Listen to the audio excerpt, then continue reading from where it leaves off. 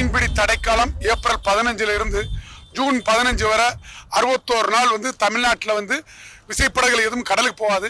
61 நாள் முடிஞ்சு நாளைக்கு 15ஆம் தேதி திங்கட்கிழமை காலையில் 6 மணிக்கு நாங்கள் கடலுக்கு போகிறதா எல்லாரும் முடிவு செஞ்சு கடலுக்கு போகிறதுக்கு தயார் நிலையில் டீசல் ஊற்றி ஐஸ்லாம் ஏற்றி ஆட்கள்லாம் தயார் நிலையில் இருக்காங்க. அது மட்டும் இல்லை, ஒரு படகுக்கு 2 லட்சம் ரூபாயிலிருந்து 10 லட்சம் ரூபா வரை மர வேலைகள், இன்ஜின் வேலைகள் எல்லா வேலையும் பார்த்து தயார் நிலையில போறோம்.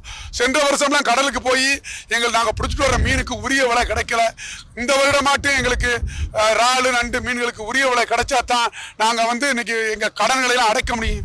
அதிகமான விலைவாசி ஆகிப்போச்சு எல்லா பொருளுக்குமே. டீசல்ல இருந்து நாங்கள் வாங்குற மாலு கயிறு எல்லாத்துக்குமே அதிகமாக விலைவாசி உயர்ந்துட்டு, ஆகவே நாங்கள் பிடிச்சிட்டு வர்ற இறால் நண்டு மீன்களுக்கெல்லாம் உரிய விலை கிடைக்கிறதுக்கு தமிழக அரசும் ஆவணம் செய்யணும்.